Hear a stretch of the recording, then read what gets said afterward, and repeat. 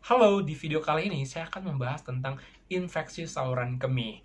Apa sih infeksi saluran kemih? Jadi, infeksi saluran kemih ini merupakan pertumbuhan dan perkembangan biakan bakteri yang terjadi pada sistem saluran kemih kita.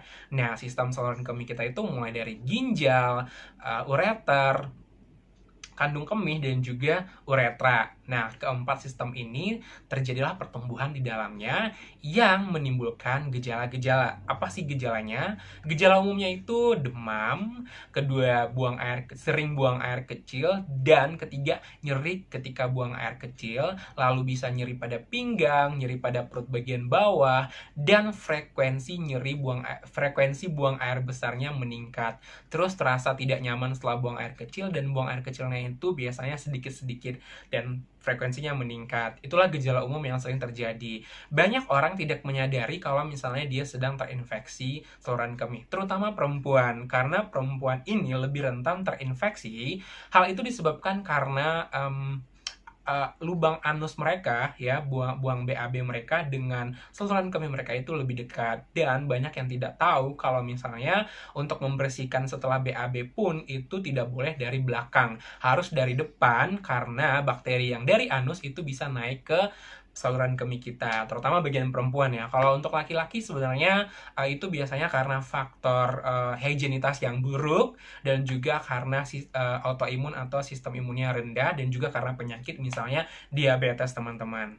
Nah, apa sih penyebab dari infeksi saluran kemih ini? Jadi penyebabnya itu tadi bisa saya bilang bakteri, virus, jamur, dan yang paling banyak itu bakteri, misalnya bakteri E. coli, atau misalnya bakteri chlamydia yang terjadi pada perempuan, dan juga bisa gonore. Dan faktor resiko yang paling banyak itu biasanya ibu hamil, dan juga bisa orang-orang yang memiliki riwayat penyakit sebelumnya, dan juga orang yang menderita diabetes. Mengapa orang penderita diabetes ini rentan terkena infeksi saluran kemih?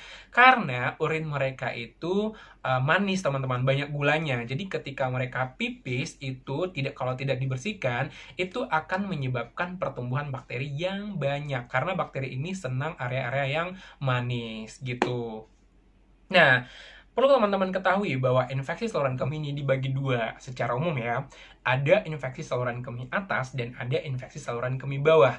Gejalanya pun berbeda. Pertama kita bahas infeksi saluran kemih atas. Gejala yang muncul itu biasanya pasiennya itu nyeri pinggang, terus nyerinya bertambah ketika buang air kecil, dan juga disertai demam, terus tubuh terasa dingin dan menggigil, serta terjadi mual muntah, dan gejala yang paling jarang itu adalah diare. Itu untuk infeksi saluran kemih atas. Nah, infeksi saluran kemih atas ini itu biasanya terjadi infeksi pada area ginjal dan juga ureternya, teman-teman. Nah, yang kedua adalah infeksi saluran kemih bawah.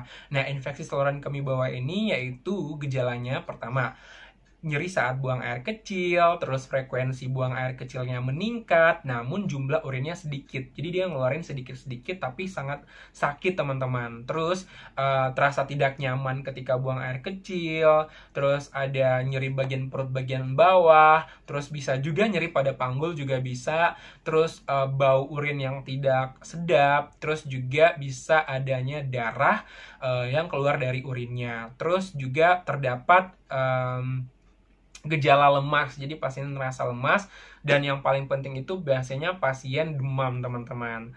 Nah, bagaimana cara mencegah terjadinya infeksi saluran kemih ini?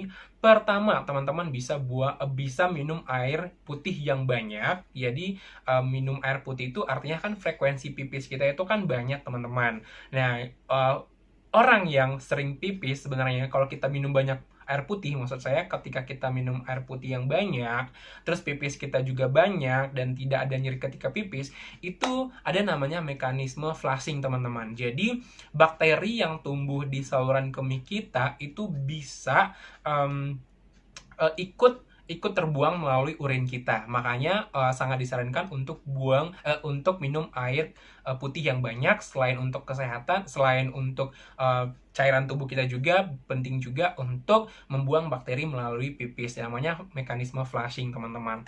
Nah, kedua, membersihkan area intim kita, area kelamin kita ketika atau sebelum melakukan hubungan seksual dan setelah melakukan hubungan seksual. Itu sangat penting karena jika kita tidak melakukannya itu bisa menginfeksi pasangan kita. Nah, ini terutama perempuan, alangkah baiknya setelah melakukan hubungan seksual itu lebih baik perempuan itu buang air kecil dulu, karena itu mekanisme flushing. Begitu juga dengan itu agar bakteri-bakteri yang di situ bisa hilang, itu dengan mekanisme flushing dengan cara pipis, teman-teman.